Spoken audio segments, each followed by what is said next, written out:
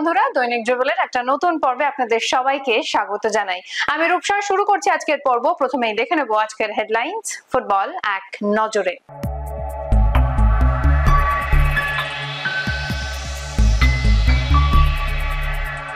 ভারতীয় দলের বিরুদ্ধে খেলার প্রস্তুতিতে সন্তোষজয়ী বাংলা।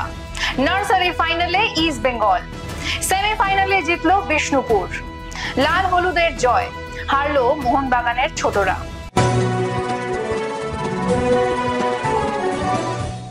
চলে আসি বিস্তারিত খবরে। এশিয়ান কাপ কোয়ালিফাইং রাউন্ডে খেলার আগে থাইল্যান্ডের বিরুদ্ধে ফ্রেন্ডলি ম্যাচে অংশ নেবে ভারতীয় দল। কলকাতায় বসেছে 10 দিনের শিবির।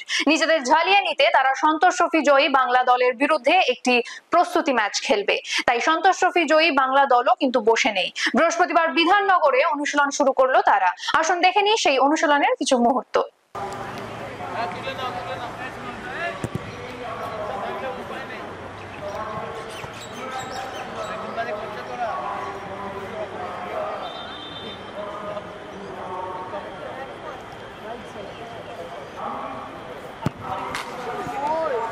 নার্সারি ডিভিশন গ্রুপ বি এর ফাইনালে পৌঁছলো East Bengal Football School of Excellence. বৃহস্পতিবার সেমিফাইনালে তারা টাই ব্রেকারে 5-3 গোলে হারালো নেতাজি সংঘ ঘোলাকে। নির্ধারিত সময়ে খেলার ফলাফল ছিল 1-1। আইএফএ টিভিকে কি জানালেন ইস্ট বেঙ্গল প্রশিক্ষক ও দলের গোলরক্ষক, শুনে নেব।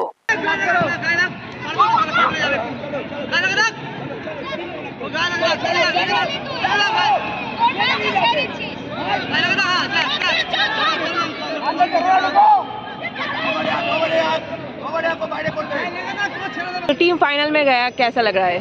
ऑब्वियसली अच्छा फीलिंग है फाइनल में जाके। अभी कोशिश करना है कि फाइनल भी अच्छा करे और जीते। तो कैसा लगा आपका प्लेयर्स का गेम देख के? प्लेयर्स का गेम देख के तो अच्छा लगा है। कोई 13 में मेरे पास था आई लीग में, अच्छा ही है। और भी इम्प्रूव का जरूरत है।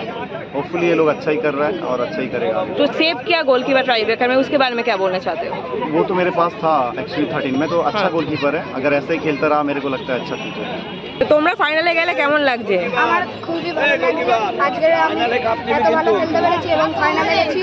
এটাই আমার আশা ছিল যে ফাইনালে যাব এবং ফাইনালে গিয়েও জিতবো, এটাই আশা। তো ট্রাই ব্রেকারে তুমি খুব ভালো সেভ করেছো, সেটা নিয়ে কিছু বলো। ট্রাই ব্রেকারটা সেভ আমি অনেক আগেই এগুলো প্র্যাকটিস করেছি, কিন্তু ঠিকভাবে আমি সেভ দিতে পারিনি। আর একটাও আমার সেভ হতো, কিন্তু একটা সেভ দিয়েছি, এটাই অনেক। টিমকে এই ফাইনালে অবধি নিয়ে যেতে পেরেছি, এটা আমার কাছে অনেক গর্বের। তো তোমার বাড়ি থেকে কে কে এসেছে? আমার বাড়ি থেকে আমার মা এসেছে। কতটা সাপোর্ট করে ফুটবলের জন্য তোমাকে? ফুটবলের জন্য আমার বাবা, মা আর আমি নিজেকে নিজেই সাপোর্ট করি। আর স্যাররা কি বললো, এই যে তুমি জিতলে, মানে ভালো সেভ করলে, স্যার কি বললেন? স্যার তো বললো খুব ভালো, বড় তোমাকে বড় হয়ে একটা ভালো ক্লাবে দেখতে চাই এবং আইএসএল খেলার চেষ্টা রাখবে এবং ইন্ডিয়া টিমের ফার্স্ট টিমের গোলকিপার হবে। তোমার ফেভারিট প্লেয়ার কে? আমার ফেভারিট প্লেয়ার এলিভানিও মার্টিনেজ। ফাইনালে বিষ্ণুপুর ফুটবল কোচিং সেন্টার। বৃহস্পতিবার বিজয়গড় জেফা মাঠে তারা 1-0 গোলে হারালো ব্যাটরা ডিএফসি কে। একমাত্র গোলটি করে অর্ঘ্য দাস। খেলা শেষে তাদের কোচ কি জানালেন, শুনে নেব।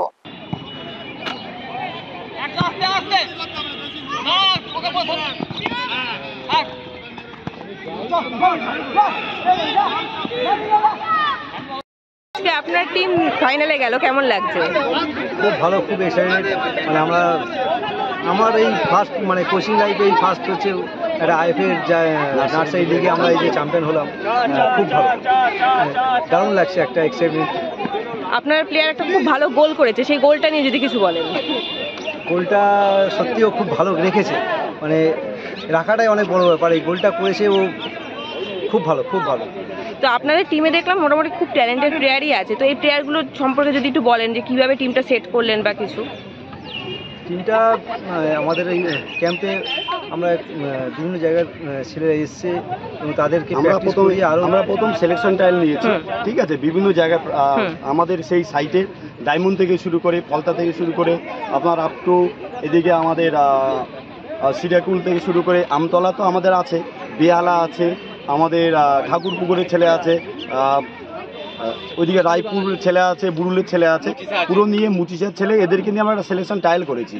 সেই ট্রায়ালে আমাদের মোটামুটি 3-4 দিন আমরা ট্রায়াল নিয়েছি, সেখানে আমরা বেছে নিয়েছি। আমাদের আরও অন্যান্য আমাদের অ্যাসিস্ট্যান্ট কোচরা রয়েছেন এবং আমাদের চিফ কোচ যিনি হিমাদ্রি হালদার, আপনারা জানেন, উনি অতিদিনের দিকপাল খেলোয়াড়। তা আমরা ট্রায়াল নেওয়ার আমরা সপ্তাহে ওদের উইকলি 2 দিন প্র্যাকটিস করিয়েছি এবং আমাদের একটা শিডিউল ওয়াইজ প্র্যাকটিস হয়, সেটা হচ্ছে স্যাটারডে অ্যান্ড সানডে 3টে থেকে 5টা পর্যন্ত, এবং সকালবেলা মঙ্গলবার বৃহস্পতিবার হয় সেটা 7টা থেকে 9টা পর্যন্ত।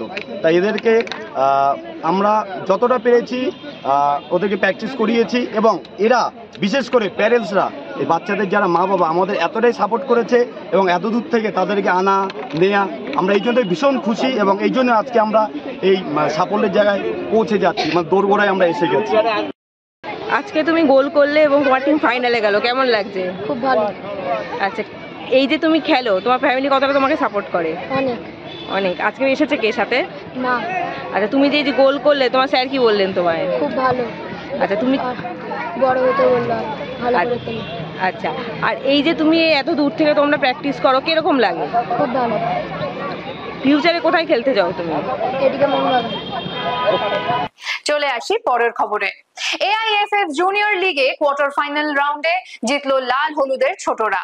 বৃহস্পতিবার জামশেদপুরে তারা টাই ব্রেকারে 5-4 গোলে হারালো মুম্বাই সিটি এফসি কে। নির্ধারিত সময় খেলার ফলাফল ছিল 2-2। অন্যদিকে বেঙ্গালুরু এফসির বিরুদ্ধে 10-1 গোলে হারলো মোহনবাগানের ছোটরা। বৃহস্পতিবার অনূর্ধ্ব 17 স্টেট ইউথ লিগে মেডেন ফুটবল একাডেমি 3-0 গোলে SKM স্পোর্টস ফাউন্ডেশনকে হারায়। নাটাগড় ফুটবল একাডেমি 3-0 গোলে জ্যোতির্ময় ফুটবল একাডেমিকে হারায়। পানিহাটি ফ্যাশন জোন 3-1 গোলে অ্যামিউজি হুগলি সিটি এফসি কে হারায়। কেশব উমা সিটি 2-1 গোলে ড্রিম ফুটবল একাডেমিকে হারিয়েছে। ইউনাইটেড স্পোর্টস ক্লাব 3-1 গোলে মতুয়া ফুটবল ফাউন্ডেশনকে হারিয়েছে। এখন সময় একটা ছোট্ট বিরতির, কোথাও যাবেন না, ফিরে আসবো কিছুক্ষণের মধ্যেই।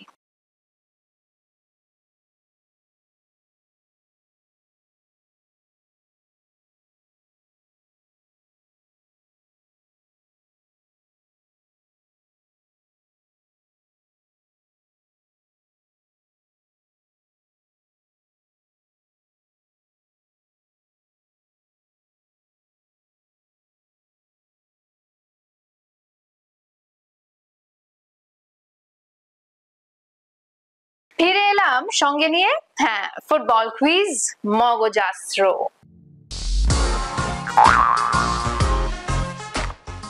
চলুন তাহলে প্রথমেই দেখে নিই গতকালের প্রশ্নের সঠিক উত্তরটি। আমাদের গতকালের প্রশ্নের সঠিক উত্তর হলো ভারতীয় দল হংকং এর বিরুদ্ধে শেষ ম্যাচটি খেলেছিল 2023 সালে এবং তাতে 4-0 গোলে জয়ী হয়। এই প্রশ্নের সঠিক উত্তর দিয়েছেন ফেসবুক পেজে পঞ্চানন দত্ত, আপনাকে ধন্যবাদ। চলে আসি আজকের প্রশ্নে।